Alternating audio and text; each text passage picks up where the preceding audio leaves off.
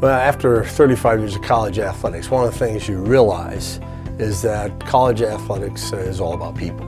People make you successful in college athletics. And I think the biggest challenge can be when you have personnel issues. You get close to the people you work with, and it's always hardest when you have some personnel issues in dealing with those and trying to work through those. If you care about people, we have over 550 plus student athletes at Grand Valley. We have between 50 to 60 employees, and that's a lot of people. And if you care about them, personnel issues are always going to be, I think, the biggest challenge that you have. Conversely, the greatest reward is also the people. The relationships you make in college athletics it's the greatest thing there is. And I think for all of us that are in college athletics, being around student athletes every day is a great reward, just being around them. And we've got great kids here at Grand Valley. They're not perfect, but boy, they sure make my job fun because they're great people. And it's fun to be around them. It's fun to watch them have success. There's no kidding that one of the big rewards in college athletics is when you have competitive success, and winning championships is rewarding.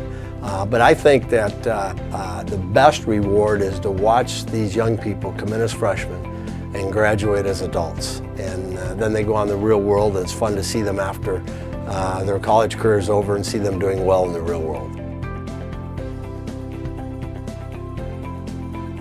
I think the most important skill for an athletic director is communication skills. It's so important. Again, we're in a people business, and communicating with people is the most important thing. Number one is listening skills. You must be able to listen to all of your constituents, your staff, your student athletes, others on campus, folks in the community, fans and supporters. You have to be able to listen and listen well. But there's so many forms of communication on a daily basis, not just written, and written today is electronic.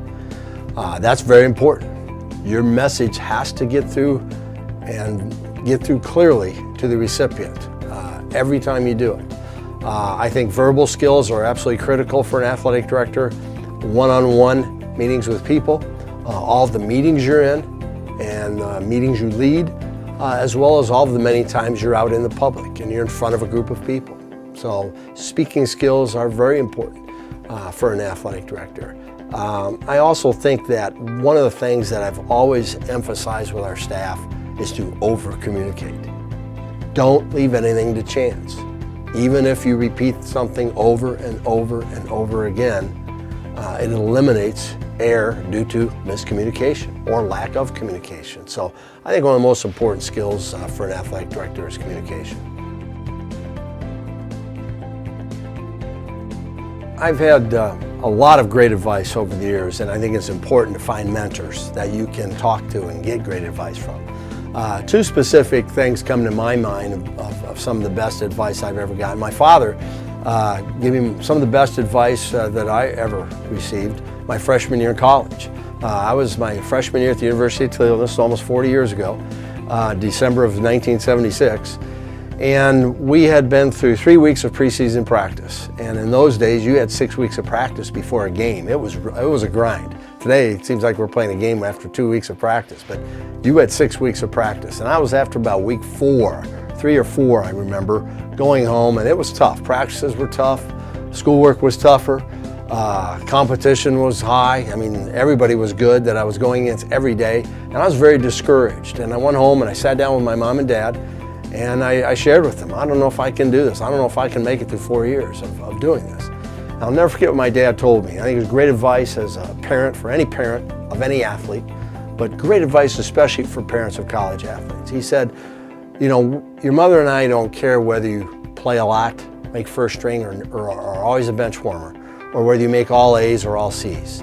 The most important thing for us is to do your best. And then he said, because whether you're a starter or a bench warmer, or all A's or all C's, we're gonna love you either way. We just want you to just do the best you can. And I remember that conversation vividly in our family living room. Lifted a weight off my shoulders, and from then on I said, you know what, I'm not here to please anybody else. I'm gonna do the best that I can with my God-given talents and abilities. And that was really great advice. And I think for any parent of an athlete, just let them know you love them, whether they do well or not. So that was one piece that stuck with me throughout my life as a father and as an administrator. And then I've always leaned on John Wooden's definition of success. Success is peace of mind, which is a direct result of self-satisfaction and knowing you did the best you could to become the best you're capable of becoming. And I've used that forever. And Wooden was, in my opinion, one of the best coach of any level, of any sport in my lifetime. And so I met him one time, but from a distance, I learned a lot from him. And that's great advice, because you can't always measure success on the scoreboard. And we tend to do that in college athletics a lot. It's always measured, and you can't do that. You've got to measure success, and when you go home, you have that peace of mind knowing you did your best, become the best you're capable of becoming. So I've sort of lived by that, and it served me well.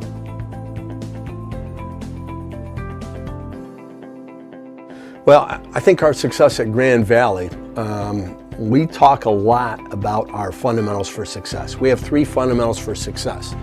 And the first one is to create the best learning environment possible. These are the 3 fundamentals that we as a staff have to execute every day. And the first one, create the best learning environment possible. That's why they come to college. They come to college to learn and to get an education. And it's up to us as an administration and a staff to create that environment where they can learn the most. And that includes their collegiate athletic experience.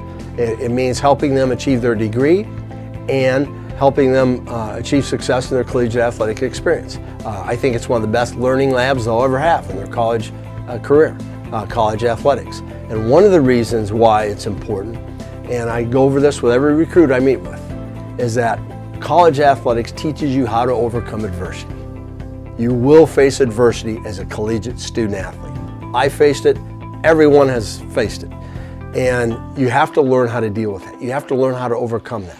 And that's going to be one of the best preparations for life that they will ever have, because they're going to face stresses and responsibility every day of their life once they get into adulthood. So our job is to create the best learning environment possible.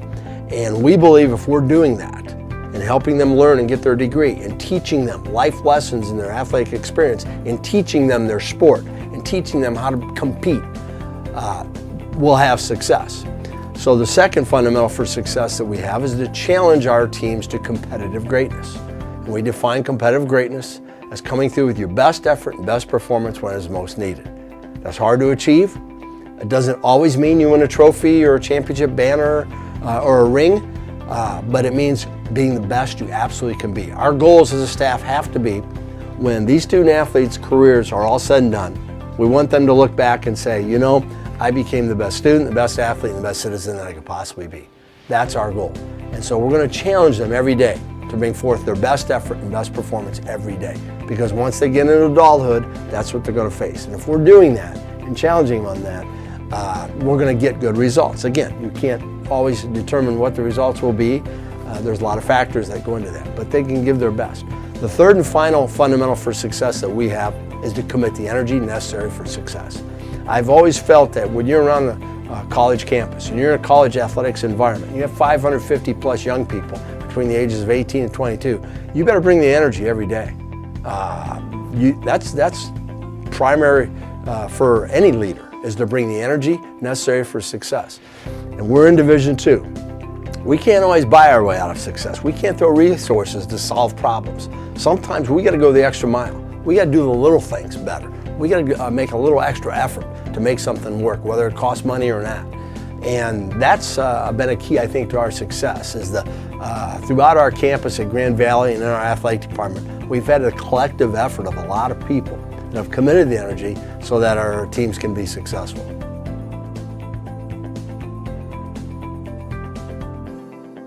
Yeah, I think throughout my career, as I look back, there have been a number of people that have influenced me in a wonderful way. And I've been very fortunate in that I've had a lot of good mentors and a lot of people that I've learned a lot from. The 3 that come to mind that clearly stand out, number 1 is my father. He was a great teacher and a coach. We grew up in Pettisville, Ohio, a small high school in Ohio, and He was a basketball coach, a baseball coach at one time, athletic director at one time. He taught history and geography, and I know now what a great teacher he was. And he was an outstanding coach, and learned a great deal from him. And so I think almost everything about athletics that I know today started with the foundation I learned from him. And so it was great being a coach's kid growing up and learning those things. And another huge influence on my career was my college coach, Bob Nichols. Coach Nichols is still the winningest coach in the history of the Mid-American Conference in men's basketball. And I learned so much about athletics from him, but I also learned a great deal about life from him. Playing for him, I learned a great deal about basketball and athletics. Then I had the opportunity to coach with him. And when you sit in the car and go on recruiting trips, you can just soak up so much from a coach that was as great as he was. So he had a tremendous influence on me. And I think our coaches here at Grand Valley may not know it, but they're hearing a lot of things from Coach Nichols when they hear me talk. The other factor that's changed dramatically, of course, is technology. It's amazing how much has changed. I just saw the other day the iPhone was developed just 7 or 8 years ago. I mean, goodness gracious, we can't live without them today. And I was at one of our games on November the 3rd. Our volleyball team was playing a game in our arena. I was watching our basketball team play at another site on our laptop. I was watching a game on the television in the press box that I was in, and I was watching our women's soccer game on my iPhone. So I was watching 4 athletic contests at one time, all right in front of me. One live, one on the iPhone, one on the laptop, one on the television. You couldn't do that 30 years ago, let me tell you. And so that's changed immensely. It's been a great change, I think, fantastic. So many more parents and grandparents can watch their student athletes play no matter what level they play at a college athletics, because we can stream games now, and many people are doing that. So I think that's been a wonderful change. You know, it's really hard to predict what college athletics will be like in 10 to 20 years. After I just talked about some of the changes that I've witnessed in the last 10 to 15 years, we never would have predicted some of those things. That's a very hard thing to do. I think if looking ahead, you know, the way the direction is going with regards to all of the contests that can be televised and streamed, I worry about in-game attendance in college athletics, and I think we're seeing some of that now. And I'd hate to see the in-game attendance suffer as time goes, because when you're a college athlete, and it's a grind at times. There's no question about it. It's hard work. It's a great learning experience. It's wonderful for the individual. As hard as it may be sometimes, it's great for the individual. But it is hard, and one of the rewards is the game experience, the game environment. My plans, I'd love to stay connected with college athletics. I certainly plan to do that through NACDA. NACDA has been absolutely wonderful for me. The best professional development that I've had as an athletic director has come through my involvement with NACDA. I would encourage any athletic director out there to get involved with NACDA. To be around your fellow athletic directors is the best way possible to learn and grow as an athletic director. And get involved on some committees so you can learn how the good athletic directors operate, see them in action, so to speak. That's been absolutely phenomenal for me, and I have every intention in retirement to somehow stay connected with college athletics, however that might be. I'll certainly stay involved with NACDA, and any athletic administrator out there, I encourage them. And NACDA has grown tremendously as well during my career. We're the umbrella for so many different professionals now in college athletics, and it's great professional development, and I'll always be a part of NACDA.